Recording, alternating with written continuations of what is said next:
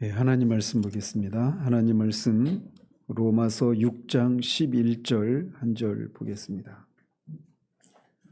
로마서 6장 11절 한 절입니다. 하나님 말씀 이러합니다. 이와 같이 너희도 너희 자신을 죄에 대하여는 죽은 자요 그리스도 예수 안에서 하나님께 대하여는 살아있는 자로 여길지어다. 아멘. 지난주에 우리는 그리스도인은 죄에 대하여 죽은 사람들이다 라고 하는 사실에 대해서 살펴보았습니다. 오늘은 그 11절의 후반부의 진술을 살펴보도록 합니다. 우리가 기억해야 될 것은 사도는 지금 계속해서 6장 1절에서 제기한 질문, 즉 은혜를 더하기 위해서 죄 가운데 거해도 되느냐라고 하는 이 질문에 대해서 절대로 그럴 수가 없다라고 하는 것을 논증하고 있는 중입니다. 그것은 생각조차 할 수 없다라는 거죠. 그 이유를 여러 가지를 말했지만 그 중에 하나가 뭐냐? 우리는 이미 죄에 대해서 죽어서 더 이상 죄의 노예가 아니다. 죄의 종로 가운데 있지 않다. 죄가 더 이상 우리를 지배할 수 없는 그런 상태 가운데 있는데 어떻게 우리가 다시 그 죄의 지배 아래로 들어갈 수 있느냐? 이건 있을 수가 없다. 이거를 논증해 왔습니다. 그러면서 사도는 오늘 이제 후반부를 통해서 우리가 죄 가운데 거하는 것이 가능하지 않은 또 다른 이유를 제시하고 있는데 그것은 우리가 하나님께 대해서 살아있는 자들이기 때문이다라고 밝히고 있습니다. 우리가 죄에 대해서 이미 죽어서 더 이상 죄가 우리를 지배할 수 없는 그런 영역에 우리가 있다라고 하는 사실을 꼭 붙잡아야 할 뿐만 아니라 동시에 적극적인 진리인 우리가 하나님께 대하여 살아있다라고 하는 이 진리 역시 우리가 꼭 붙들어야 할 진리입니다. 이 사실에 대한 믿음은 우리가 바라는 것들을 내가 주장하면 그게 이루어지는 것이 아니라 이미 사실인 것들을 믿음으로 실제화시키는 것, 실증화시키는 것, 이게 믿음이란 말이에요. 그래서 이미 이루어진 이 사실을 믿음으로 우리가 죄를 이기고 실제적인 거룩함을 이룰 수 있는 겁니다. 그리스도에게 사실인 것은 우리에게도 사실입니다. 그리스도가 잠시 동안은 죄와 사망이 지배하는 그런 체제에 머물러 계셨지만 이제는 더 이상 그런 영역에 머물러 있지 않고 하나님의 영역과 체제, 즉 하나님과 함께 창세전부터 가지셨던 그 하나님의 영광을 지금 누리고 계십니다. 그렇기 때문에 죄가 더 이상 그를 지배할 수도 없어요. 그리고 다시 죽을 필요도 없습니다. 따라서 죄가 그리스도 안에 있는 우리 역시 더 이상 지배할 수가 없는 겁니다. 왜? 우리가 그리스도 안에 있기 때문에. 마찬가지로 그리스도께서 하나님에 대하여 살아계심으로 그에게 이루어진 것이 사실이라면 이 점도 우리에게 똑같이 적용되는 사실입니다. 그리스도가 이제 하나님의 영광의 체제로 넘어가 계시다면 이건 역시 우리에게도 사실이라는 거죠. 그런데 우리가 여기서 또 기억해야 될 것이 아직 사도는 11절까지는 이게 체험의 영역에서 이루어지는 것이라고 이렇게 말하고 있지 않다라는 겁니다. 이건 믿음의 영역에 믿음의 영역에 해당되는 것이에요. 물론 우리는 이 믿는 것이 실제로 우리의 삶 가운데서 체험되고 경험되어지고 이것이 진짜 우리의 삶 가운데서 이렇게 재현되는 이런 일이 있어야 하는 거죠. 그렇지만 아직은 믿음의 영역을 다루고 있다라고 하는 것을 기억할 필요가 있습니다. 따라서 우리는 우리들 편에서 우리 자신을 이와 같이 하나님께 대하여 살아있는 자로 여기는 일을 해야 하는 겁니다. 우리 자신을 그리스도가 들어가신 하나님의 체제, 즉 다른 말로 표현하면 하나님께서 주도하신 그런 체제 가운데 우리가 이미 있다라고 하는 것을 믿음으로 여겨야 하는 것입니다. 장차 들어갈 것이 아니라 이미 우리가 하나님께서 주도하시는 이런 영광의 체제 가운데로 들어가 있다라고 여겨야 하는 거예요. 따라서 11절 이 하반절은 앞에 5장 21절에서 언급한 것을 다른 측면에서 진술하고 있는 것이다 이렇게 말할 수가 있는 겁니다. 5장 21절에서 이는 죄가 사망 안에서 왕노릇한 것 같이 은혜도 또한 의로 말미암아 왕노릇하여 우리 주 예수 그리스도로 말미암아 영생에 이르게 하려 함이라. 즉 우리는 죄가 왕노릇한 데 있었다가 이제는 은혜가 왕노릇하는 그런 체제에 있다라고 하는 것을 말해주고 있는 겁니다. 똑같은 것을 에베소서 2장 6절에서는 이렇게 표현합니다. 그리스도 예수 안에서 함께 하늘에 앉혀진 바 되었다라고 말이죠. 전에 우리는 다 허물과 죄로 죽어 있었던 사람들입니다. 그런데 하나님께서 그리스도와 함께 우리를 살리시고 일으키셔서 그리스도와 함께 하늘의 보좌 우편에 우리를 앉히셨다라고 말하고 있어요. 장차 우리가 거기에 앉을 것이 아니라 이미 이것이 우리에게 이루어진 일이다라고 말을 하고 있는 겁니다. 이것이 오늘 본문에서 말하고 있는 겁니다.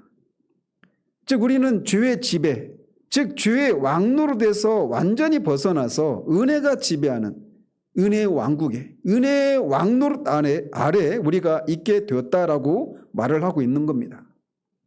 따라서 우리는 한 사람이 죄의 지배 아래 있든지 아니면 은혜의 지배 아래 있든지 둘 중에 하나이지 두 영역을 왔다 갔다 할 수 있는 것은 아니라고 하는 것을 기억할 필요가 있습니다.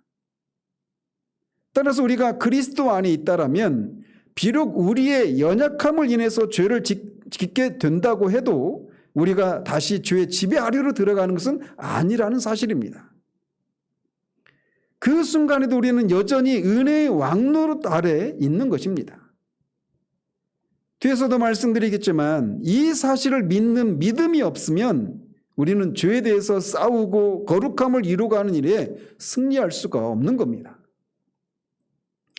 죄를 죽이고 거룩함을 이루어가는 이 성화는 믿음으로 이루어지는 거예요. 그리스도를 통해서 이미 이루어진 그 사실, 이 사실을 믿는 믿음으로 우리가 거룩함을 이루어가는 것입니다. 사도가 우리에게 말하고 있는 것은 우리가 이제 하나님께 대해서 살아있다라고 하는 이 진리를 부단히 붙잡고 있어야 된다라고 말을 하고 있는 거예요. 자, 그렇다면 우리가 하나님께 대하여 살아있다라고 하는 것은 무엇을 의미할까요? 그것은 그리스도와의 연합으로 말미암아 이제 우리가 하나님과 전적으로 새로운 관계에 들어섰다라고 말하고 있다라고 말할 수 있습니다. 그래서 첫 번째로 이 소극적인 측면에서 말씀을 드리자면 우리는 하나님과 어떻게 새로운 관계로 들어갔느냐면 우리가 이제 더 이상 하나님의 진노 아래 있지 않게 되었다라고 하는 것을 의미합니다. 전에 우리는 모두 다른 이들과 같이 죄 가운데 태어나서 하나님 본질상 하나님의 진노의 자녀들이었습니다. 그러나 주 예수 그리스도로 말미암아 우리는 더 이상 하나님의 진노 아래 있지 않습니다. 우리는 이제 하나님과 화해를 이루었습니다. 우리는 하나님의 진노 아래 있지 않게 되었을 뿐만 아니라 이제는 하나님의 호의를 받는 그런 지위에 있게 된 것입니다. 죄인들은 하나님으로부터 어떤 호의도 받지 못합니다. 그러나 이제 우리가 하나님께 대해서 살아서 하나님의 호의를 받는 그런 위치에 있게 된 것입니다. 이것은 다른 말로 우리가 하나님의 얼굴 앞에 살면서 하나님 앞에 나아갈 수 있게 되었다라고 하는 것을 말하는 겁니다. 그래서 베드로 사도는 그리스도께서도 단번에 죄를 위하여 죽으사 의인으로서 불의한 자를 대신하셨으니 그렇게 하신 이유가 뭐냐? 이는 우리를 하나님 앞으로 인도하려 하심이라. 우리를 그냥 죄 용서해 주시고 나중에 천국으로 데려가기 위해서 주님이 죽으신 것이 아니라 우리를 하나님 앞으로 우리를 인도하시기 위해서 그렇게 죽으셨다라고 말을 하고 있는 거예요. 전에는 우리는 하나님과 원수 관계였습니다. 그러나 이제 우리는 하나님과 화해를 이루었을 뿐만 아니라 하나님 앞에 나아갈 수 있는 하나님의 자녀가 되었다라고 성경은 우리에게 말해주고 있는 거예요. 그래서 우리는 그분의 특별한 관심과 사랑을 받는 그런 사람들이 된 것입니다. 이것을 우리가 하나님의 특별한 관심과 사랑을 받는 존재가 되었다라고 하는 것을 완벽하게 보여주는 구절이 있는데 주님의 대제사장적인 기도에 나오고 있어요. 요한복음 17장 23절 이렇게 되어 있습니다.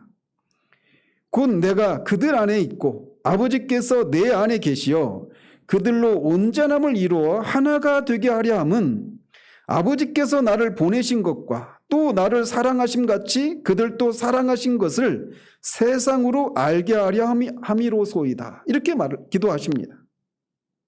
즉 주님의 기도가 뭐냐면 하나님께서 그분의 독생자 우리 예수 그리스도를 하나님이 사랑하신다라고 하는 것을 이렇게 드러내셨던 것처럼 이제 그리스도를 믿어서 구원받은 우리도 하나님이 독생자를 사랑하신다라고 하는 것을 세상이 알 수 있도록 그렇게 나타내 주십시오. 이렇게 기도하고 있는 거예요. 하나님께서는 자기의 독생자를 사랑하셨듯이 이제 우리를 사랑하신다라는 겁니다. 이는 내 사랑하는 자요 내 기뻐하는 자다라고 말씀하셨던 그 독생자를 하나님이 사랑하시는 것처럼 이제 우리를 그렇게 사랑하시고 그렇게 바라보신다라는 거예요. 그런데 그렇게 바라보시고 그렇게 사랑하신다라고 하는 것을 우리가 알게 하시는 정도가 아니라 세상이 알 수 있도록 그렇게 우리를 향한 하나님 아버지의 사랑을 나타내 주십시오. 이렇게 기도하고 있는 거예요. 그러니까 우리가 완전히 하나님의 진노의 자녀였던 우리들이 이렇게 완전히 전세가 역전되어서 독생자를 사랑하시는 그 사랑으로 우리를 사랑하신다라는 겁니다. 그리고 세상이 하나님이 우리를 그렇게 사랑하신다는 것을 나타내 주시는 그런 방식으로 우리를 사랑하셔서 그렇게 우리가 하나님의 특별한 관심과 사랑의 대상이 되었다라고 말을 하고 있는 거예요. 은혜로 이루는 성화 첫 번째 설교에서 말씀드린 것처럼 그리스도는 하나님은 항상 우리를 그리스도를 통해서 우리를 바라보십니다. 우리가 언제 어떤 모습으로 있든지 항상 그렇게 바라봐요. 왜? 하나님이 독생자를 한 번도 단 한 번 십자가에서 그가 우리를 대신해서 십자가에서 우리의 죄를 위해서 죽으실 때 그때 단 한 번 하나님의 버림을 받고 하나님으로부터 그렇게 진노를 받아서 버림을 받았던 그때를 제외하고는 단 한 번도 하나님 아버지께서 독생자를 버리시거나 사랑하시지 않거나 이런 적이 없으셨단 말이에요. 그런데 그 사랑으로 우리를 이제 사랑하는 그런 존재가 되었다라고 말하고 있다는 겁니다. 하나님이 이렇게 독생자를 사랑하시는 것처럼 우리를 사랑하고 있다라고 하는 것을 세상이 알 수 있도록 그렇게 해달라고 하는 이런 기도는 자연스럽게 우리가 하나님과 어떤 관계로 이어졌다라고 하는 것으로 이어지느냐면 이제 우리가 하나님의 축복의 문이 우리에게 열려졌다라고 하는 것을 말해주는 겁니다. 하나님 우리를 사랑하시는데 그냥 말로만 내가 너를 사랑한다 이렇게 끝나는 것이 아니라 우리에게 하나님의 그 하늘 창고에 있는 모든 복을 우리에게 쏟아 부어줄 수 있는 그런 축복의 문이 우리에게 활짝 열려졌다라고 하는 것을 말해주는 거예요. 여러분이 기복주의적인 이런 어떤 그 잘못된 가르침에 우리가 경계를 하다가 하나님이 우리에게 복을 주신다라고 하는 것을 막 이것까지 버리는 이런 우리를 범해서는 안 됩니다.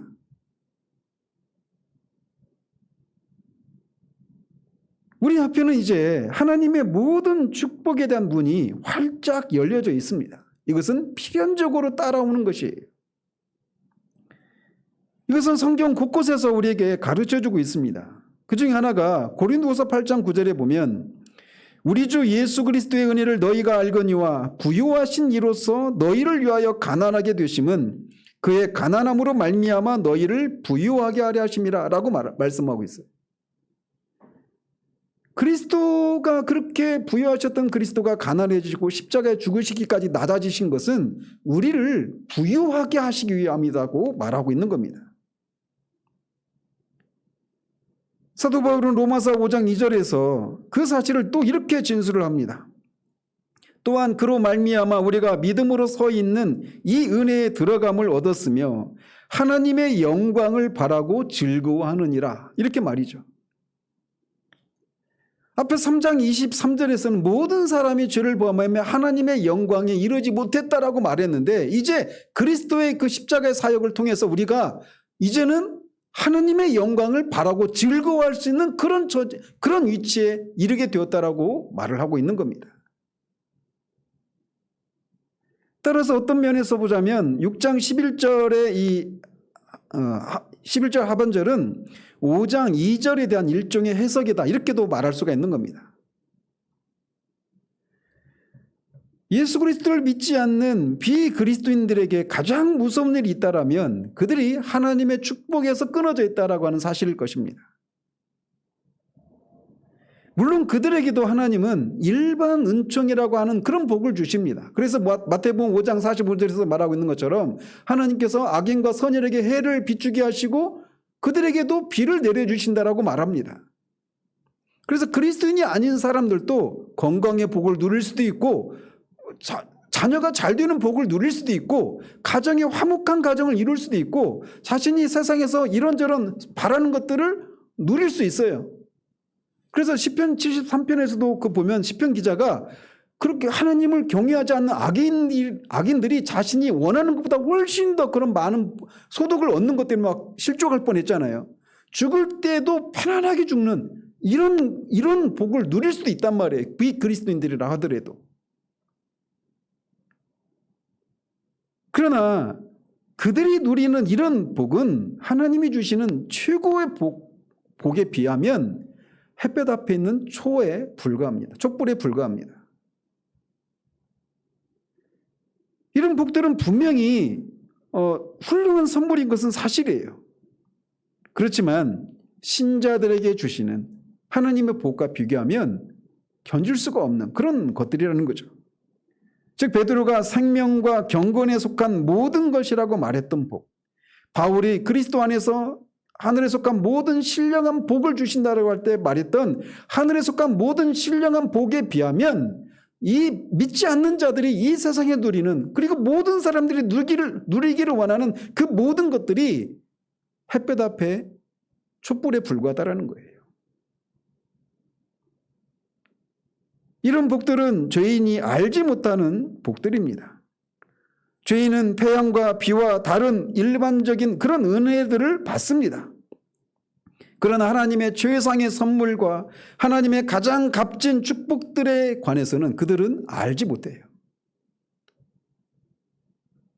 그러나 그리스도인들은 우리들은 하나님께 대하여 살았기 때문에 이 축복들에 대해서 열려져 있는 그런 사람들이라는 겁니다. 하나님이 우리에게 주시는 최고의 복이 무엇인지 아십니까?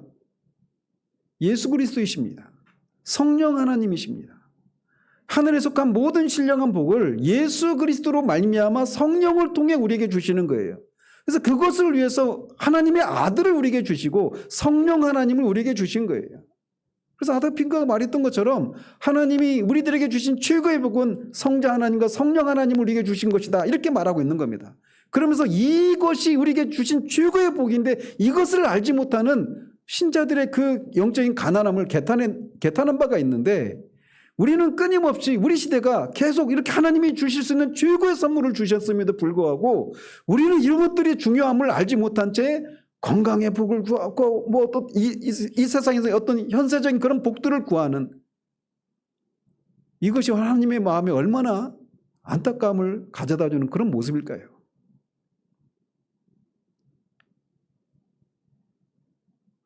이것이 사도가 너희도 너희 자신을 하나님께 대하여 살아있는 자로 여길지어다라고 말할 때 의미하고 있는 것 중에 하나예요. 무슨 일이 있어도 너희들이 하나님께 대하여 살아있는 자들이라고 하는 이 사실을 붙들라고 얘기합니다. 무슨 일이 있어도 말이에요.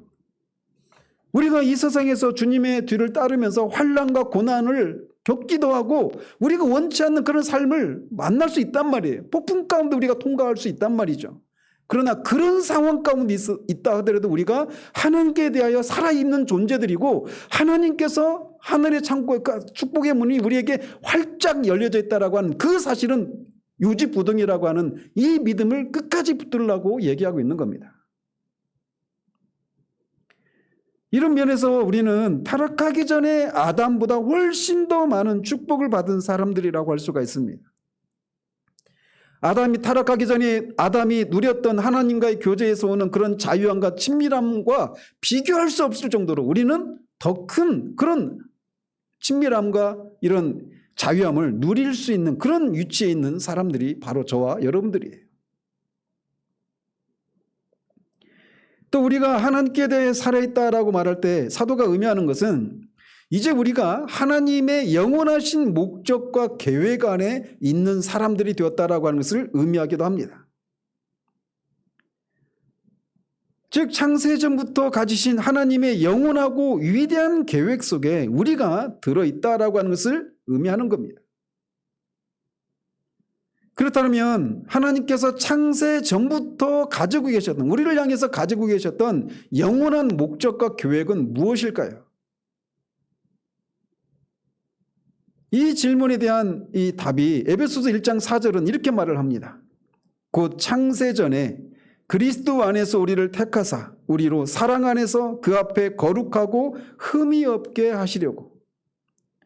즉 우리를 구원하신, 창세전부터 우리를 구원하시기 위해서 그리스도 안에서 우리를 택하셨는데 그 구원에서 하나님이 이루시고자 하시는 목적이 뭐냐? 그의 사랑 안에서 우리가 거룩하고 흠이 없는 존재가 되도록 하기 위한 것이 하나님의 영원한 계획이다, 목적이다, 이렇게 말하고 있는 겁니다. 이거를 뒤에 8장 29절, 로마서 8장 29절에서는 독생자가 맏아들이 되게 하는 것이다, 이렇게 말을 합니다. 예수 그리스도는 독생자이신데 독생자가 어떻게 여러 형제들 중에 맏아들이 됩니까? 그가 여러 형제들을 가짐으로 그가 맏아들이 될 수 있는 거죠. 근데 그 여러 형제들이 같은 구절에서 뭐라고 말하냐면 아들의 형상을 본받은 자들, 이렇게 표현합니다. 즉 우리가 하나님이 우리를 구원하신 영원한 목적이 뭐냐면 우리를 거룩하고 흠이 없는 자들이 되게 하는 거예요. 근데 그 모습이 어떤 모습이냐? 누구와 같은 모습이냐? 그리스도와 같은 모습이라고 말을 하고 있는 겁니다. 우리가 하나님 앞에 거룩하고 흠이 없게 되는 것, 이것이 창세전에 그리스도 안에서 우리를 택하시고 구원하신 목적이다라고 말하고 있는 거예요. 예수를 믿어서 죄사함 받고 이 땅에서 그분의 도우심으로 여러 가지 어려움들을 통과한 후에 천국에 가는 것, 이것이 우리의 구원의 궁극적인 목적이 아니라고 말하고 있는 겁니다. 물론 이런 일들이 있죠. 그러나 그것이 전부가 아니라는 거예요. 우리를 구원하신 최종적인 목적은 우리 존재가 그리스도처럼 거룩하고 흠이 없고 주름 잡힌 것이나 티가 없는 그런 온전한 존재, 완전한 인간이 되는 것, 이것이 우리를 구원하신 목적이라는 겁니다. 이 구원의 목적을 우리 시대는 잃어버렸어요. 상실해버렸어요, 교회가. 다른 이방 종교와 기독교가 어떤 차이가 있는지 잘 모르겠습니다. 기독교적인 그런 형태는 띄고 있지만 그 본질에 들어가 보면 온통 예수 믿어서 하나님의 전능하신 능력을 힘입어서 내가 행복하고 내가 잘되고 내가 안락한 삶을 사는 것, 이것이 마치 구원의 목적인 것처럼 그렇게 타락해버린 이런 시대가 우리 시대의 기독교란 말이에요. 그러나 우리가 잊지 말아야 됩니다. 하나님 우리를 구원하신 영원한 목적은 뭐냐? 우리가 이렇게 흠이 없고 거룩한 사람이 되는 것, 그리스도를 닮은 사람이 되는 것, 그리스도처럼 생각하고 그리스도처럼 말하고 그리스도처럼 사랑하고 그리스도가 살았던 그 삶을 살아내는 사람, 이게 우리를 구원하신 목적이라는 겁니다.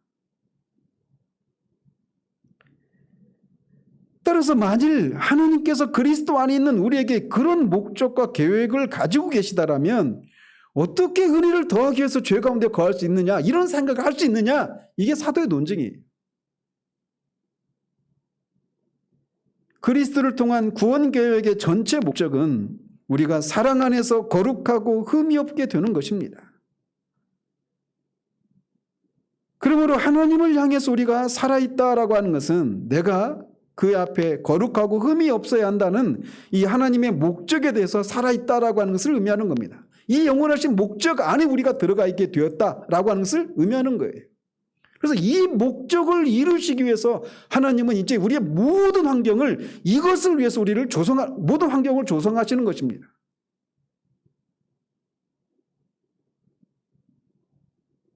우리가 하나님께 살아있다라고 하는 것은 이런 하나님의 영원하신 목적이 우리 안에서 역사하고 있다라고 하는 것을 의미하는 겁니다. 이 목적을 위해서 하나님이 이미 우리 안에서 역사하고 있다라는 거예요. 즉, 이 거룩하고 흠이 없게 하시려고 하는 하나님의 계획이 우리 안에서 이미 이루어지고 있다라는 겁니다. 그렇다면 어떻게 이것을 이루시기 위해서 어떻게 역사하고 계실까요? 크게 두 가지입니다. 첫 번째는 우리를 그리스도에게 연합시키는 것을 통해서 우리가 거룩하고 흠이 없는 사람이 되도록 하시는 일을 하신다는 겁니다. 그리스도와의 연합. 이거는 정말 놀라운 신비입니다. 그리고 놀라운 하나님의 지혜예요. 거룩하고 흠이 없는 자들로 빚으시는 것이 하나님의 영원하신 구원의 목적인데 이것을 이루는 방식은 우리를 그리스도와 연합시키는 것을 통해 이루신다는 겁니다.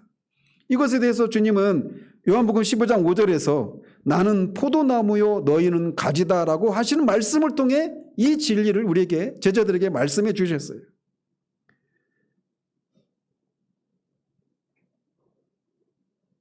우리가 그리스도에게 그냥 기계적으로 붙어 있는 것이 아니라 유기적으로 붙어 있는 겁니다. 농사를 지으신 분들은 아시겠지만 이 가지에 이 어떤 나무의 가지를 잘라서 접붙이면 이게 신기하게 이렇게 붙어버리잖아요. 어느 정도 묶어놓으면.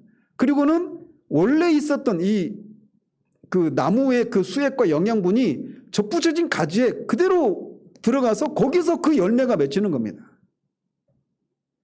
그러니까 우리가 거룩하고 흠이 없는 사람이 되기 위해서 우리 밖에 있는 그리스도의 삶을 본받고 우리가 그거를 막 흉내내고 하는 것을 통해서 우리가 거룩하고 흠이 없는 사람이 되는 것이 아니라 우리가 그리스도라고 하는 포도나무에 딱 접붙여지면 그 열매가 맺혀진다라는 거예요. 우리는 그에게 접붙여졌고 그로부터 생명과 권능을 받는 방식으로 거룩하고 흠이 없는 이런 사람이 되는 일을 하신다라는 겁니다. 바울이 앞에 로마서 6장 5절에서 말했던 것처럼 우리는 그와 함께 접붙임을 받았습니다. 연합이 되었던 거예요. 사도는 같은 것을 여러 곳에서 진술을 합니다. 이제 앞에 요한복음 15장에서는 주님이 포도나무에 우리가 가지로서 이렇게 접붙여졌다라고 하는 이런 접붙임의 의미로 접붙였다라고 하는 것을 그리스도의 연합을 그렇게 표현했다라면 사도는 이제 6장 5절에서는 이렇게 접붙였다 똑같이 여기서 연합했다라고 하는 것이 함께 심겨졌다 접붙여졌다 이런 의미라고 말씀드리지 않았습니까? 근데 다른 곳에서는 또 이렇게 말을 해요. 에베소서 1장 22절 23절에서는 이렇게 말을 합니다. 또 만물을 그의 발 아래에 복종하게 하시고 그를 만물 위에 교회의 머리로 삼으셨느니라. 그러니까 그리스도가 교회의 머리라는 겁니다. 그러면서 교회는 그의 몸이니 만물 안에서 만물을 충만하게 하시는 일에 충만함이니라. 그래서 그리스도가 교회의 머리이시고 우리는 교회의 몸이라는 겁니다. 그러니까 머리와 몸의 관계, 몸을 구성하고 있는 지체들의 관계를 보십시오. 머리로부터 몸이 지체들이 다 통제를 받고 그렇게 영양분을 공급받고 하는 이런 일들을 하는 겁니다. 물론 영양분은 뭐 피를 통해서 영양분이 공급이 되지만 그거를 통제하는 게 머리란 말이에요. 그래서 그 그리스도와 신자와의 연합을 머리와 몸의 비유를 가지고 설명을 하고 있는 거예요. 또 같은 것을 4장 16절에서 이렇게 말을 합니다. 그에게서 온 몸이 각 마디를 통하여 도움을 받음으로 연결되고 결합되어 각 지체의 분량대로 역사하여 그 몸을 자라게 하며 사랑 안에서 스스로 세우느니라.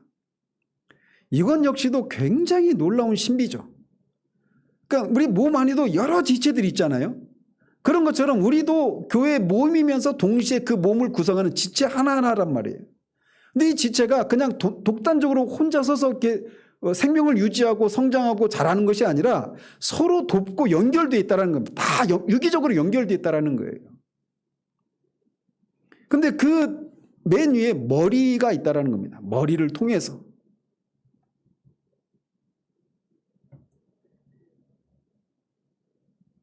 우리는 이 점을 온전히 파헤쳐서 알 수는 없습니다. 그러나 분명히 이것이 의미하는 것은 그리스도와 우리의 관계는 살아있는 머리에 몸과 여러 지체들이 유기적으로 연합되어서 머리로부터 공급되는 것처럼 그렇게 우리가 연합이 되어 있다는 겁니다. 그리스도와. 그래서 거룩하고 흠이 없으신 이 그리스도처럼 우리가 그렇게 변화되는 일이 가능하다라고 말하고 있는 거예요.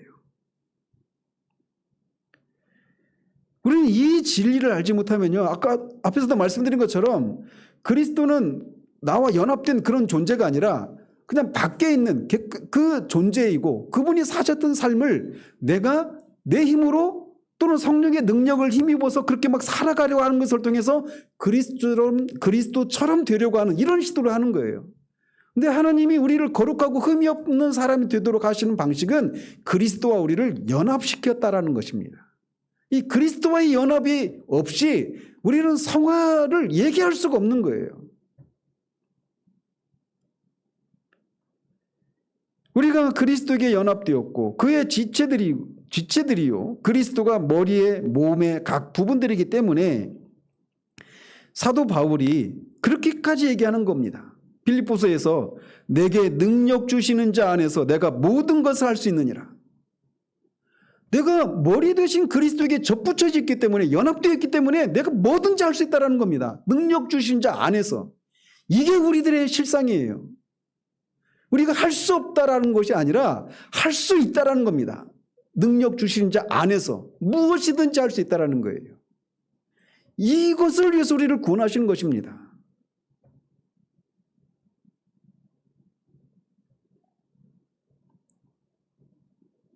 주님은 또 요한복음 6장 51절에서도 똑같은 걸 얘기합니다. 살아계신 아버지께서 나를 보내심에 내가 아버지로 말미암아 사는 것 같이 나를 먹는 그 사람도 나로 말미암아 살리라. 그리스도께서 아버지로 말미암아 성령을 통해 하나님 아버지가 그리스도 안에 계셔서 아버지가 하라고 하시는 말씀을 하시고 아버지가 하라고 하는 일을 하시는 것을 통해 아버지를 나타내시는 그런 삶을 사셨던 그리스도가, 그리스도처럼 우리도 이제 그리스도로 말미암아 우리가 그리스도가 사셨던 삶을 살 수 있게 된다라고 말씀하고 있는 거예요.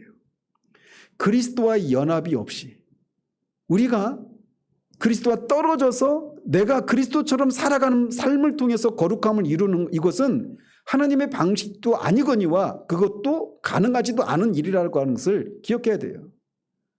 근데 오늘날 우리가 성화의 교리를 얘기하면서 그리스도와의 연합이 없이 이거를 언급하지 않은 채 죄를 죽이고 거룩함을 이루는 이런 일들을 하기 때문에 사람들이 죽도록 고생만 하고 결국은 아무런 성과도 내지 못하는 그런 일이 일어나는 이유가 바로 여기 있는 겁니다. 그리스도와의 연합. 이것이 하나님이 그 영원하신 목적을 이루시기 위해서 하나님이 취하신 하나님의 지혜요 방법입니다.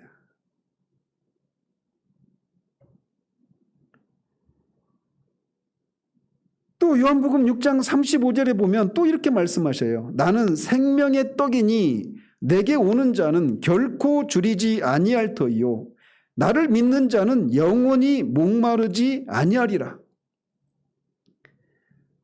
이 말씀에 특히 이 말씀에서 결코 줄이지 않고 결코 목마르지 않는다라고 한 이 말씀에 허드슨 테일러라고 하는 그 선교사 아십니까? 허드슨 테일러라고 하는 선교사가 여기 이 말씀에 꽂혔어요. 소위. 그러니까 주님의 그 생명의 떡이신 주님을 먹고 마시면, 즉 주님을 믿으면 주님 안에 거할 때 영원히 줄이지도 않고 영원히 목마르지도 않는다. 결코 그런 일은 있을 수 없다. 이렇게 말씀하신 이 말씀에 딱 서게 된 겁니다.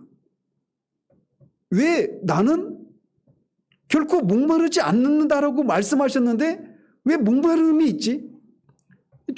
결코 줄이는 일이 없는데 왜 줄인 것 같은 그런 영적인 빈곤함들을 이렇게 볼까? 그러면서 이 말씀 앞에서 그리스도와 신자와의 연합이라고 하는 이 교리를 그가 성령의 조명하심을 통해서 알게 되는 겁니다. 그전에도 이거를 정보로서는 알고 있었어요. 근데 이 말씀 앞에 성령의 조명하심을 통해서 스파크가 팍 하고 일어나는 것처럼 이 진리가 너무 선명하게 자신에게 다가왔던 거예요. 그러면서 그가 우리가 알고 있는 허드슨 테일러가 됩니다. 그 전에도 그는 경건한 사람이었어요. 하나님의 능력을 경험하기도 하고 하나님의 인도하심을 경험하기도 했습니다. 그런데 여기 이 말씀에서 말하고 있는 것처럼 결코 줄이지도 않고 결코 목마르지도 않는다라고 하는 주님으로부터 끊임없이 그런 생명을 공급받는 방식으로 삶을 살아가는 것이 무엇인가를 알지는 못했었단 말이에요. 근데 이거를 이 말씀 앞에서 이거를 성령의 조명하심을 통해서 깨닫게 되는 것을 통해서 이거를 이 믿음을 여기는 그리고 실제로 드리는 것을 통해 이 삶을 실제로 살아냅니다. 근데 이거는 그에게만 열려있는 가능성이 아니에요. 저와 여러분들에게도 다 열려져 있는 가능성이라는 겁니다. 우리가 그리스도에게 접붙여져 있기 때문에 포도나무 뿌리에서 올라오는 수액과 영양분을 가진 우리에게도 고스란히 공급이 되는 겁니다. 그래서 거룩하고 흠이 없으신 그리스도처럼 우리도 점차 그렇게 되어 가는 거예요. 우리가 포도나무에 붙어 있는 한 우리는 그렇게 됩니다. 하나님은 우리를 그리스도에게 연합시키며 우리를 그에게 접붙이십니다. 내가 계속해서 주님의 받아들이심 가운데 있게 될 때 이 과정은 계속되는 것입니다. 그런데 이 그리스도와 우리를 연합시키는 방식으로 거룩하고 흠이 없는 사람이 되도록 일을 하시는데 이 그리스도와 우리를 연합시키는 것이 무엇을 통해서 가능할까요? 누가 이 일을 하실까요? 성령 하나님이십니다. 성령님은 우리와 그리스도를 매개하시는 매개영이시다라고도 할 수가 있습니다. 근데 이 성령님이 우리가 알다시피 그리스도께서 이 지상에 계실 때 그리스도 안에 계셨습니다. 그리고 하나님은 그리스도에게 성령님을 한량없이 부어주셨어요. 그래서 그 모든 일들 하셨다라고 성경은 우리에게 말해주고 있어요. 그런데 바로 그 동일한 성령님이 이제 우리 안에 거하신다라는 겁니다. 그래서 사도는 고린도 교인들에게 그 문제 많은 고린도 교인들에게 이렇게 말을 하는 거예요. 너희는 너희가 하나님의 성전인 것과 하나님의 성령이 너희 안에 계시는 것을 알지 못하느냐. 이 얘기는 뭐냐면 그들 안에 성령님이 계시다라고 하는 것을 그들이 알고 있다, 알 수 있다라고 하는 것을 전제하고 있는 겁니다. 성령님이 우리 안에 거하시는지 아닌지를 우리가 알 수 있다라는 거예요. 그래서 고린도후서 13장 5절에서도 너희가 그리스도 안에 있는지 스스로 확증하라 라고 말하죠. 그래서 그리스도가 너희 안에 거하는지 아닌지를 확신할 수 있다라고 얘기하고 있는 거예요. 그리스도인이 된다라고 하는 것은 하나님이 성령을 우리 속에 두신다라고 하는 것을 의미하는 겁니다. 잘 들으십시오. 그리스도인은 성령님을 모셔드려야 되는 그런 존재가 아니라 성령님을 이미 모셔들었기 때문에 그리스도인이 되는 거예요. 그리스도인이 된 다음에 성령님이 우리 안에 내주하시는 것이 아니라 성령님이 우리 안에 내주하시기 때문에 우리가 그리스도인이 되는 겁니다. 왜? 그 성령님이 우리를 그리스도에게 연합시키는 분이시기 때문에. 그래서 성령님이 없으면 우리는 절대로 그리스도인이 될 수가 없어요. 그래서 8장 9절에서도 그리스도의 영이 없는 사람은 그리스도인이 아니라고 말을 하는 겁니다.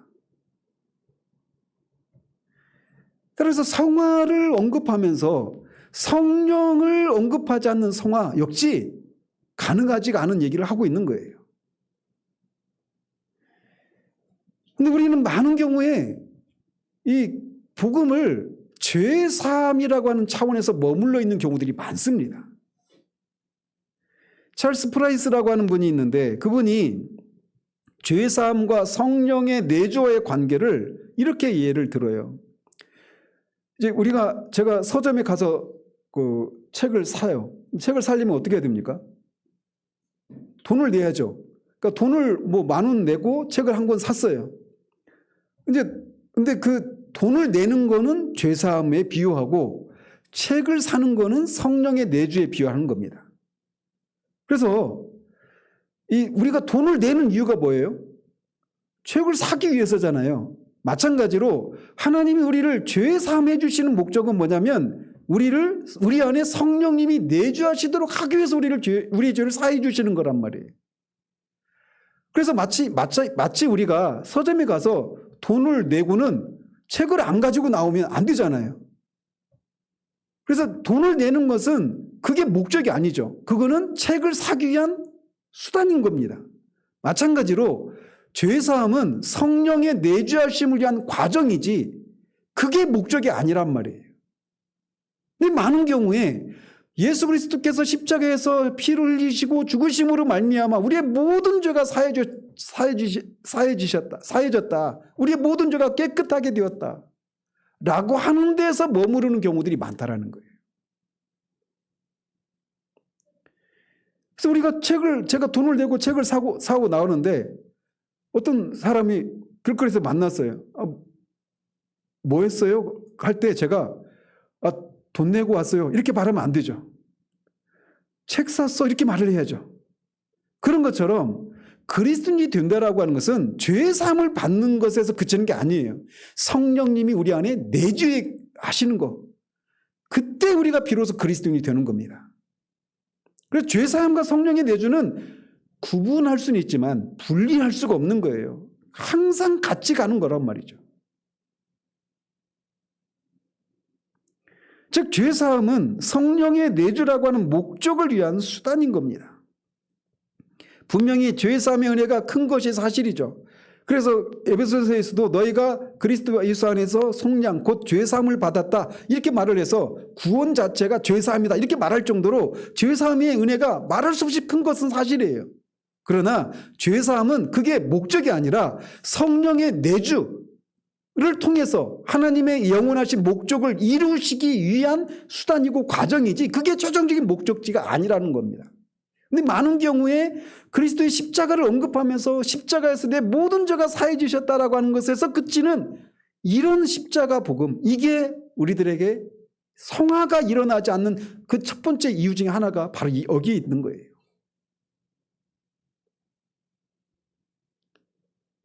우리를 하여금 사랑 안에서 그 앞에 거룩하고 책망할 것이 없이 하기 위한 이 목적을 이루기 위해서 하나님은 우리를 그리스도와 연합시키실 뿐만 아니라 우리 속에 성령을 두고 우리 안에서 역사하시던 방식을 통해 이 목적을 이루신다는 겁니다. 빌립보서 2장 12절 13절에서 나의 사랑하는 자들아 너희가 나 있을 때뿐 아니라 더욱 지금 나 없을 때에도 항상 복종하여 두렵고 떨림으로 너희 구원을 이루라. 너희 안에서 행하시는 이는 하나님이시니 자기의 기쁘신 뜻을 위하여 너희에게 소원을 두고 행하게 하신다 라고 말합니다. 우리 안에 계신 분이 하나님이시라는 거예요. 특별히 성령 하나님을 가리키는 거죠. 성령 하나님이 하나님의 기쁘신 뜻, 즉 우리를 거룩하고 책망할 것이 없고 흠이 없는 그런 사람으로 만드시기 위해서 우리 안에서 어떻게 행하신다? 소원함을 두고 행하신다라고 말하고 있는 거예요. 바로 이 목적을 위해서 성령께서 우리 안에 내주하시는 것입니다. 그래서 성령님이 우리가 거룩하고 흠이 없는 그런 사람이 되는 것은 누구를 닮는 것이라고요? 그리스도를 닮는 거란 말이에요. 그래서 오해 없이 들으시길 바랍니다. 우리가 구원의 목적은 뭐냐면 우리가 완전한 인간이 되는 거예요. 완전한 인간이 되는 것, 이게 구원의 목적이에요. 완전한 인간의 표본이 누구십니까? 예수 그리스도시잖아요. 그 그리스도처럼 우리가 되는 겁니다. 이게 구원의 목적이에요. 근데 이것을 위해서 우리 안에서 성령님이 계시는 거예요. 성령님이 그래서 성령님의 목적은 뭐냐면 우리를 그리스도를 닮은 그런 사람이 되도록 하기 위해서 우리 안에 소원함을 두고 행하시는 겁니다. 그러니까 그분이 성령님 우리 안에 거하신다는 것을 우리가 확인할 수가 있는데 뭘 통해서 확인할 수 있느냐면 성령님이 하시는 일을 생각하면 우리가 유추할 수 있는 거예요. 성령님은 우리를 그리스도를 닮은 사람으로 빚어가시는 일을 하신단 말이에요. 그걸 위해서는 우리에게 뭘 하시겠습니까? 그리스도를 알고 싶은 갈망을 불러일으키는 겁니다. 그래서 여러분이 그리스도를 알고 싶은 갈망이 있는지를 보십시오. 그러면 그거는 성령께서 여러분 안에서 그런 일을 하고 계시기 때문에 그런 갈망이 생겨나고 있는 거예요. 그래서 그리스도를 알고 싶은 갈망을 우리 안에서 불러일으키는 겁니다. 그래서 말씀을 연구하게 하고 말씀을 더 알고 싶어하고 말씀을 통해서 그리스도를 더 알고 싶은 그런 마음을 불러일으키는 거예요. 항상 그런 갈망을 불러일으키는 것에는 항상 그것을 충족시켜주는 은혜가 따르는 겁니다. 의에 줄이고 목마른 자는 복이 있다고 주님이 말씀하시죠.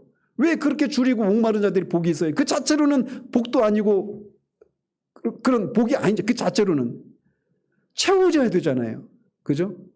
그래서 의에 줄이고 목마른 자는 복이 있다. 왜?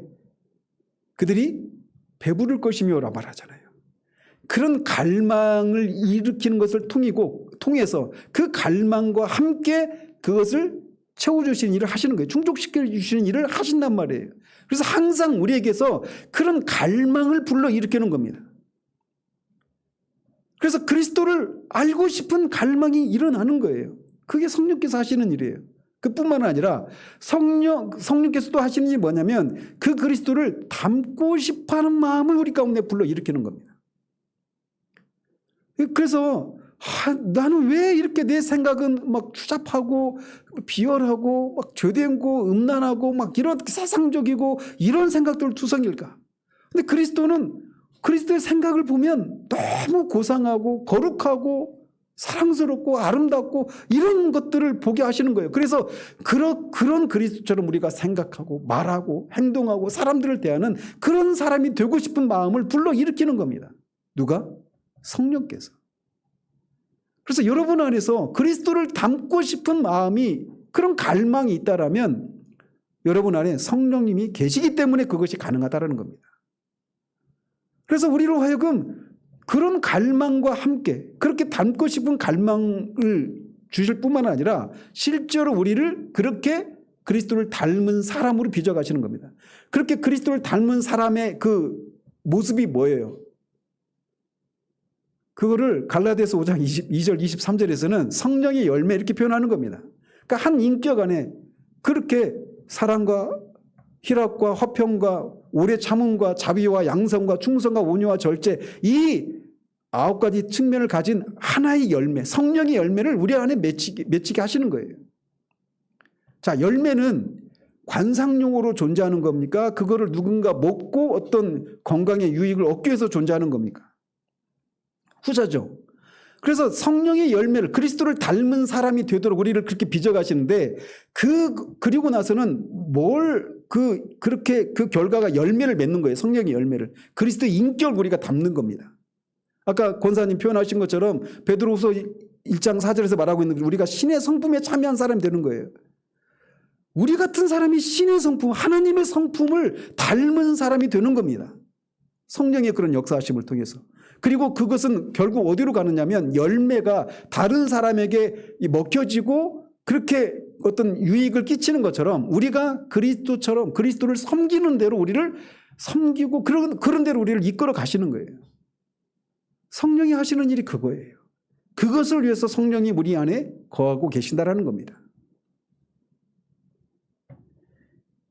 성령께서 우리 안에 이 모든 일을 하고 계신 거예요.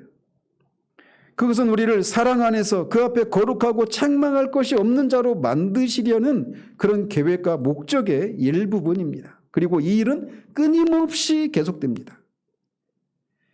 모든 신자의 삶에는 이런 성령의 역사가 끊임없이 일어나고 있어요. 이 사실을 모르고 우리의 힘으로만 거룩하고 흠이 없는 사람이 되려고 하기 때문에 그리스도인이 되는 것에 대해서 엄두를 못 내는 겁니다. 그리스도인이 되는 것은 너무 힘든 일이라고만 생각하는 거예요. 우리 안에 그리스도의 영이신 성령님이 우리 안에 계셔서 그렇게 우리를 이렇게 그리스도를 닮은 사람이 되도록 하시는 일을 하고 계시는데 이 성령에 대한 생각이 없으니까 내가 이제 그리스도를 닮는 그런 삶을 살아야 되고 내가 무엇인가 하지 않아야 되는 온통 거기에만 초점이 가 있으니까 그리스도인이 된다라고 하는 것을 엄두를 못 내는 겁니다. 예수를 믿어야 되는 건 알겠어요. 인정하게 하고 싶은데 그렇게 되면 내가 이제 막 그 이후의 삶을 어떻게 살 수 있지?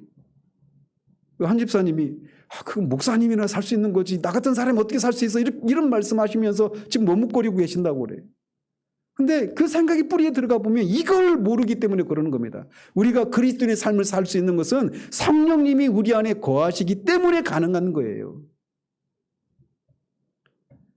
우리가 그리스도인이 된다라고 하는 것은 거듭날 뿐만 아니라 우리 안에 이렇게 성령님이 들어오셔서 우리를 그리스도가 사셨던 삶을 살게 하시고 그리스도와 닮은 사람으로 우리를 빚어가시는 일을 하시는 것입니다. 그리고 이것은 우리가 그리스도인이 되는 순간부터 시작해서 계속해서 진행되는 일입니다. 여러분들은 서신서들을 읽을 때 어떤 마음을 가지고 읽으십니까? 야, 이런 삶을 어떻게 살 수 있어? 이런 생각을 하시면서 읽으십니까? 아니면 그렇게 살지 못하는 데서 오는 그런 죄책감이나 양심의 가책을 느끼면서 계속 무거운 마음으로만 읽고 계십니까? 서신서에 기록된 우리가 흔히 적용이라고 하죠. 이런 부분들은 다 우리가 정말 그리스도인이라면 살아낼 수 있는 삶입니다. 그런 것을 살 수 없다라고 하는 것을 깨닫게 하고 그냥 이런 우리를 그리스도의 십자가에서 다 받으셨어라고 하는 이런 것을 누리도록 하기 위해서 기록된 게 아니에요. 그런 목적으로 기록된 게 아니란 말입니다. 실제로 우리가 그런 삶이 가능하기 때문에 이런 삶을 살 수 있도록 하기 위해서 기록된 거란 말이에요.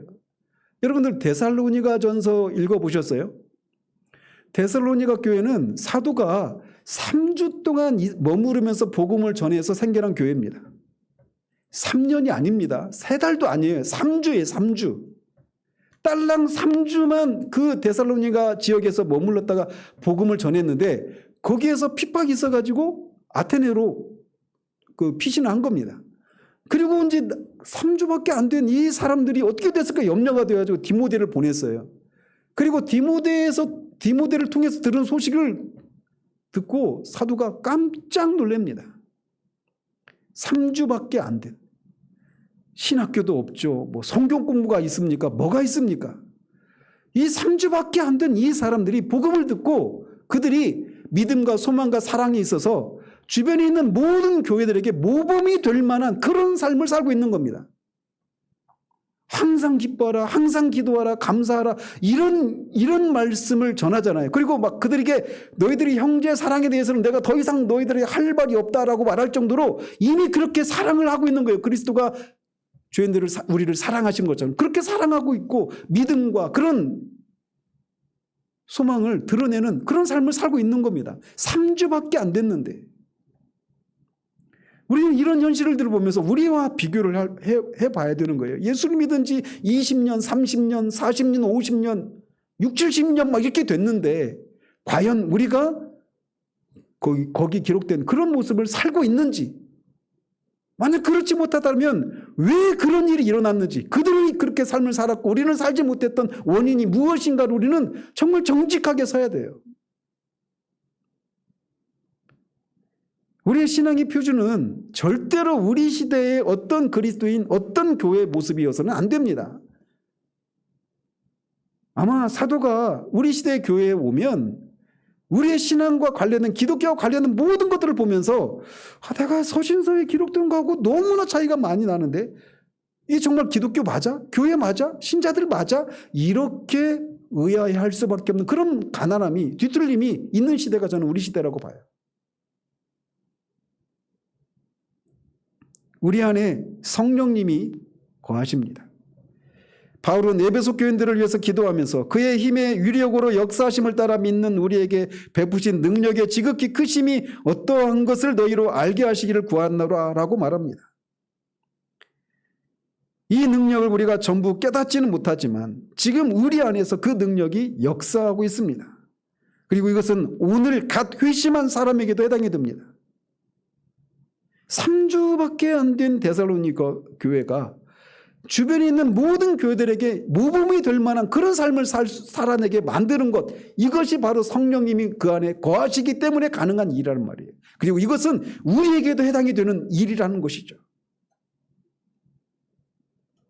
사도는 에베소서 3장 20절 21절에서 또 이거를 이렇게 얘기합니다. 우리 가운데서 역사하시는 능력대로 우리가 구하거나 생각하는 모든 것에 더 넘치도록 능히 하실 이에게 교회 안에서와 그리스도 예수 안에서 영광이 대대로 영원 무궁하기를 원하노라. 아멘. 그렇게 편지를 씁니다.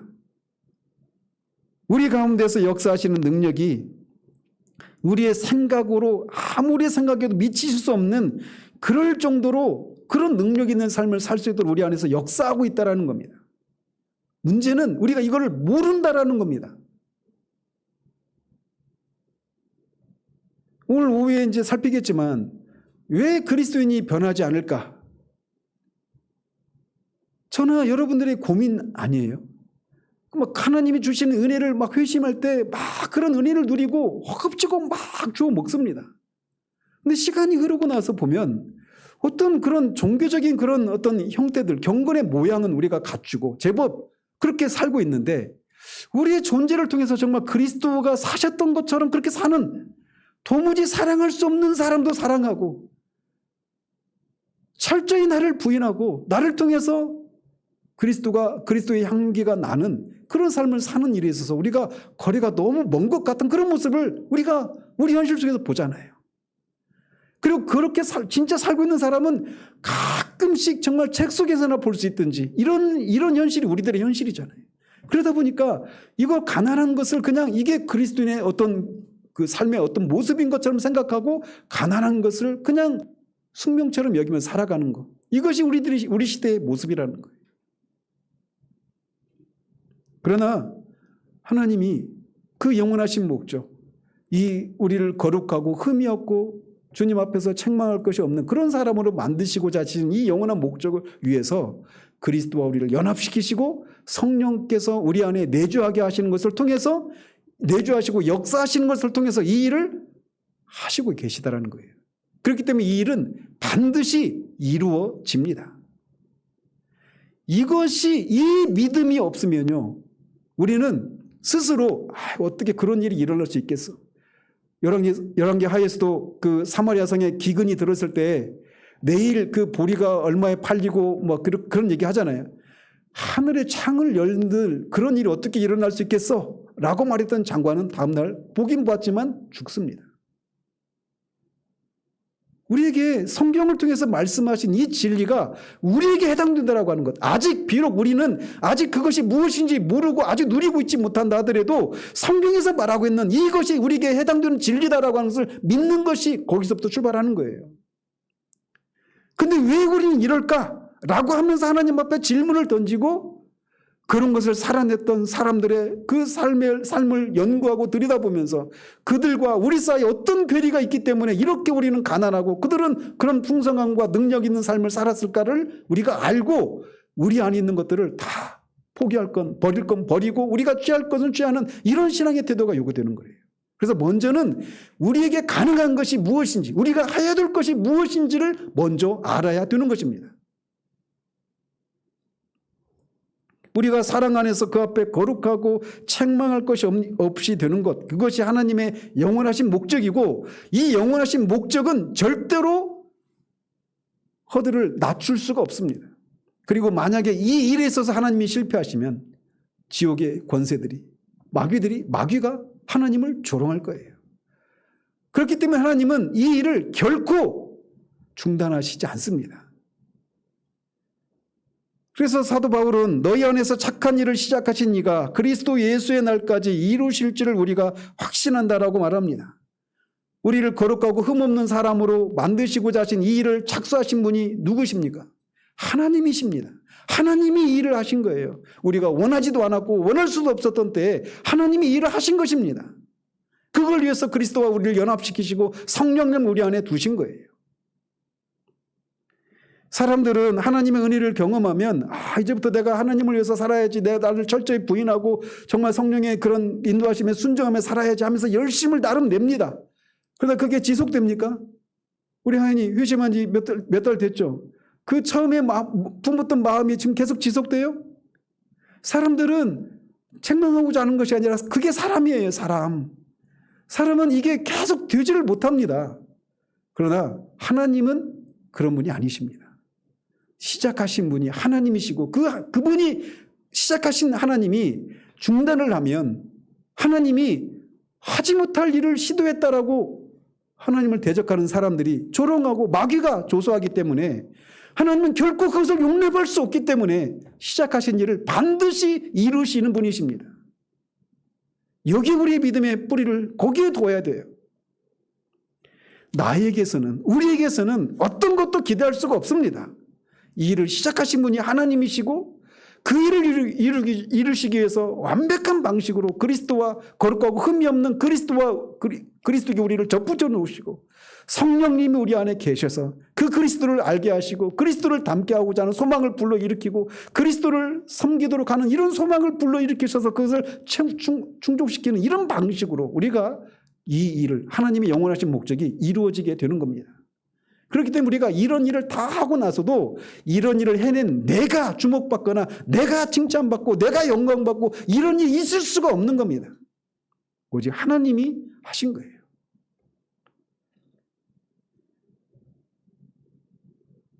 그는 이미 모든 신자 속에 그의 목적을 착수하셨고 그의 거룩한 존전에서 완벽하게 구원받기까지 그 일을 계속 실행하실 것입니다.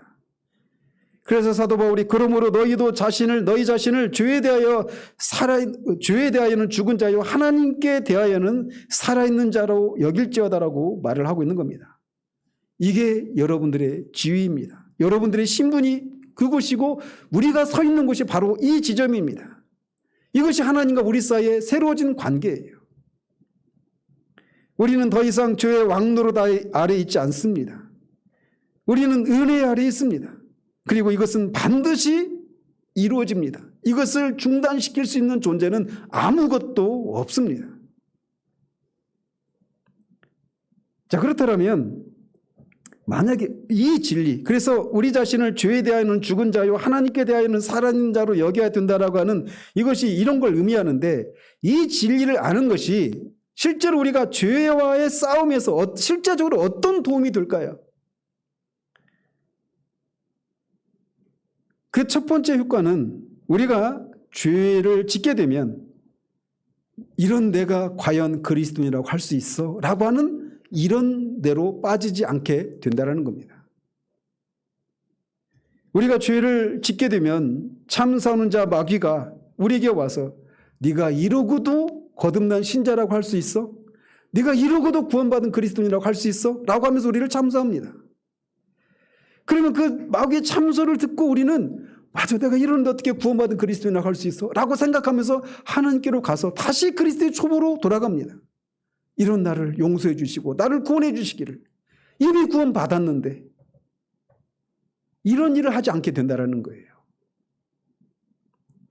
우리가 은혜 속에 있다가 밖으로 나가는, 은혜의 지배를 받다가 다음 죄를 지으면 죄의 지배를 받는, 이렇게 왔다 갔다 하는 게 아닙니다. 우리가 은혜의 지배를 받고 있는 사람들임에도 불구하고 죄를 지을 수 있습니다. 그러나 그렇다고 해서 그것이 우리의 지위가 없어지는 게 아니에요. 다시 처음부터 시작되는 게 아니라는 것입니다. 지난주에도 말씀드린 것처럼 산 아래에서 넘어지는 것과 산 중턱에서 넘어지는 것은 다르단 말이에요. 우리는 죄와 사탄의 지배 아래 있든지 아니면 하나님의 은혜의 지배 아래 있든지 둘 중에 하나입니다. 그래서 우리가 이미 그리스도를 믿어서 그리스도 안에 있고 하나님의 자녀가 되어서 은혜의 왕노릇 아래 있는데도 그럼에도 불구하고 거기서 죄를 지을 수 있어요. 그래서 이것은 법적인 차원에서 죄를 짓는 게 아닙니다. 하나님의 관계 차원에서, 사랑의 관계에서 죄를 짓는 거예요. 그래서 이것은 더 큰 죄라고 할 수가 있는 겁니다. 이미 하나님의 아들의 나라로 넘어왔는데 하나님의 아들의 나라에서 죄를 짓고 있는 것이니까 말이죠. 우리가 그렇게 죄를 짓는다고 해서 우리의 자녀의 지위가 박탈되는 게 아니라는 겁니다. 그러면 우리가 이것을 인식하고 있으면 죄가 우리를 처음으로 되돌아가게 해서 우리가 구원받았는지 그렇지 않은지 의심케 하는 일을 하지 못하게 된단 말이에요. 제가 이번 주에 김남준 목사님의 죄와 은혜의 지배라고 하는 책을 막 엄청 빠른 속도로 이렇게 읽었습니다. 그 부분에 이런 글이 나와요. 제가 말씀드리지만 저는 이 책이 이제 98년도에 열린교회에서 행해졌던 설교, 죄죽임의 교리라고 하는 이 설교를 가지고 이제 책을 쓰신 거거든요. 근데 저는 그때 그 설교를 듣고 엄청 힘들었습니다. 그때부터 제가 복음이 뭔가, 내가 지금 듣고 있는 이 말씀이 정말 복음인가, 이런 고민이 이 설교부터 시작됐습니다. 왜 그랬는지 한번 보십시오. 거기 보면 이런 글이 있어요. 언젠가 성적인 타락으로 인하여 깊은 영적 침체에 빠진 지체로부터 자신은 도저히 죄를 이길 수 없다는 절망에 가득 찬 편지를 받은 적이 있습니다. 그는 고백했습니다. 그리스도인으로서 그런 죄에 빠졌다는 양심의 가책 때문에 그렇게 괴로워하며 울지만 그 눈물이 채 마르기도 전에 또다시 같은 죄를 저지르고 있는 자신을 발견합니다. 목사님, 저는 어찌하여야 합니까? 제가 거듭난 자가 맞습니까? 이 편지를 보낸 사람은 제 기억으로는 신학생이었어요. 신학생이 그 어떤 자매랑 그렇게 막 성적인, 막 걷잡을 수 없는 그런 성적인 그런 죄를 저지르고 이런 편지를 썼다고 그래요. 그 도무지 자신이 거듭난 자처럼 보이지 않는다라는 거죠. 자, 이런 편지를 받았을 때 여러분은 어떻게 해야 되겠습니까?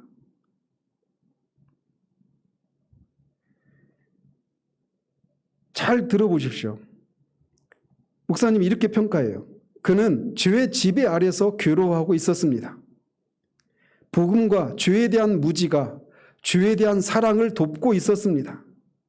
저는 그에게 답장하면서 이렇게 충고하였습니다. 당신은 거기서 헤어나올 수 없습니다. 거기서 눈물을 흘리고 통곡할지라도 가끔 하나님께 기도가 상달되는 것 같아도 그것은 일순간의 종교적인 경험에 지나지 않습니다. 당신은 이미 죄를 이길 수 있는 원리를 벗어나 있기에 몸부림쳐도 벗어날 수가 없습니다. 당신은 이미 죄의 종이 되어버렸습니다. 먼저 복음이 가르치는 죄 죽임의 원리, 곧 당신 안에서 번성한 죄의 지배를 깨뜨리고 은혜의 지배를 가져오는 원리가 무엇인지를 알고 거기로 돌아오십시오. 이게 답이 되었을까요? 그렇게 편지 보내고 이렇게 몇 줄 평가를 내려요. 먼저 죄와 죄의 비참함을 깨닫고 죄가 역사하는 방법과 죄를 죽이는 이치에 대하여 깨달아야 합니다. 진리의 말씀을 통하여 죄를 인식하고 그것을 회개하여야 합니다. 마음속에서 길어 올리는 진실한 기도를 지속적으로 실천하여야 합니다. 이게 복음이 아닙니다. 이미 죄로 인해서 비참한 가운데 있는데 죄의 비참함을 더 깨달으라고요? 우리가 해야 될 것은 뭡니까? 우리가 여러분이 이 말씀을 들었다라면 그리스도인은 죄에 대해서 죽었고 은혜 아래 있다라고 하는 이거를 우리가 안다면, 이 진리가 이게 진리라고 하는 것을 여러분이 안다면 우리는 이런 상황 가운데 있는 사람에게 어떻게 해야 되겠습니까? 먼저는 그가 정말 그리스도인인지 확인해야 되겠죠. 정말 그리스도의 십자가에서 이루어진 일들을 믿는지, 그 그리스도의 피가 이런 죄까지, 그 믿었을 때는 이런 죄를 자기가 저지르리라고는 생각도 못했겠죠. 더더군다나 신학생이. 그런데 이런 죄를 저지르고 말았어요. 이 죄, 그러니까 예수를 믿었을 때는 자기가 이런 죄를 저지르리라고는 생각도 못했으니까 그 예수를 믿었을 때 이 죄는 미래의 죄죠. 그 미래의 죄까지 예수 그리스도의 십자가 보혈이 깨끗게 해주셨다라고 해서 믿는지 먼저 물어야 되겠죠. 뿐만 아니라 그리스도의 십자가에서 우리가 대속의 피로 말미암아 우리가 죄 사함 받았을 뿐만 아니라 예수 그리스도를 믿을 때 우리는 죄와 함께 그리스도와 함께 죽어서 죄에 대해서 이미 죽은 사람이라고. 그래서 죄가 더 이상 우리를 지배할 수 없는 그런 위치에 있다라고 해서 믿는지 물어야 되겠죠. 만약 그것을 믿는다라면 이 대답을 할 수가 없습니다. 우리는 더 이상 죄의 지배 아래 있지 않기 때문에. 그 믿음을, 그것을 바탕으로 서지 않으면 죄를 이길 수가 없어요.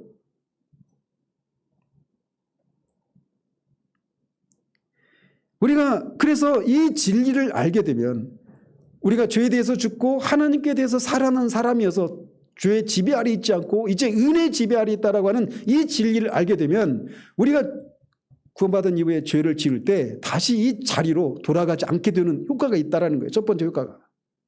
두 번째로는 그런 것을 깨닫게 되면 죄의 이런 가공할 만한 능력을 우리가 경험할 때 이분이 이렇게 고백하는 사람이, 이게 제가 98년도 때 신학생이었던 분이니까 지금 한 50대는 됐겠죠, 좋기. 그래서 이분이라고 하는 거예요. 근데 이분이 그런 걸 느낄 때 내가 정말 아무리 해도 이걸 끊을 수 없는, 제 기억으로 막 하루에 6번, 7번씩 관계를 했대요. 신학생이. 결혼한 관계가 아니에요. 그러니 그게 얼마나 큰 그를 짓누르는 그런 것이었겠냐고요. 그 주의 권세가 얼마나 가공할 만한 힘을 가지고 있는가를 얼마나 정말 절망하면서 느꼈겠습니까? 아무리 몸부림쳐도 벗어날 수 없는. 그런데 그 주의 권세로부터 우리가 예수 그리스도를 믿음으로 그 주의 권세에서, 주의 지배에서 우리가 벗어났다라고 하는 이 진리를 알 때 우리는 이 절망에서 벗어날 수 있게 되는 겁니다. 우리는 죄의 크기보다 더 큰 권세 아래 우리가 있습니다. 사탄보다 더 큰 권세 아래 우리가 있어요. 우리는 매번 다짐합니다. 다시는 내가 결코 그런 죄를 저지르지 않으리라. 이제부터 정말 내가 정신 바짝 차리고 성경도 열심히 읽고 공예배도 안 빠지고 기도도 열심히 하고, 그래서 정말 내가 죄를 더 이상 짓지 않으리라. 그런데 요조금 하다가 안 됩니다. 사도 바울이 7장에서 고백하고 있는 게 그거잖아요. 7장은 거듭난 신자가 겪는 경험입니다. 왜 그런지는 제가 7장 할 때 말씀드리겠지만, 근데 그가 자기의 마음으로는 선을 행하고 싶어요. 말씀대로 살고 싶어요. 근데 그렇게 하지 못하는 자기를 자꾸 사망으로 끌어가는 그런 법이 있다라고 하는 것을 깨달은 거예요. 사망의 법이. 아무리 내가 여기서 이 중력이 모든 사람들에게 모든 것에서 작용하고 있잖아요. 중력이라고 하는 법칙이. 그런데 그 중력의 법칙을 내가 벗어나려고 아무리 애를 써도 안 되잖아요. 그죠? 그런 것처럼 이 죄와 사망의 법이 자신 안에 그렇게 자신을 짓누르고 있다는 것을 그가 본 거예요. 그래서 우월하 나는 곤고한 자로다. 누가 이 사망의 몸에서 나를 건져내랴. 이렇게 탄식을 하는 겁니다. 아무리 움치고 찌치고 하려고 해도 할 수가 없는 겁니다. 우리로서는, 사람으로서는 할 수가 없습니다. 어떤 노력을 해도, 어떻게 아무리 수십일 금식기도 하고 해도 안 돼요. 이 죄와 사망의 법을 우리의 그 어떤 것으로도 할 수가 없습니다. 생명의 성령의 법, 오직 성령의 능력으로만 이게 가능한 거예요. 로이드 존스는 이렇게 고백을 해요. 이런 상황 앞에서 절망에서 벗어날 수 있는 유일한 길이 이 6장 11절을 붙드는 거라고. 그는 6장이 그분의 전체 그리스도인 삶 가운데서 가장 해방감을 주는 체험을 알게 하는 장이었다. 이렇게 고백을 합니다. 우리들의 현실은 내가 정말 죄의 지배에서 벗어난 사람이 맞는가라고 하는 현실이 있어요. 그럼에도 불구하고 정말 내가 그리스도 안에 있기 때문에 죄의 지배 아래 있지 않다라고 하는 거. 여기서 오는 그 해방감이 죄와 맞서서 싸울 수 있는 힘을 주는 거예요.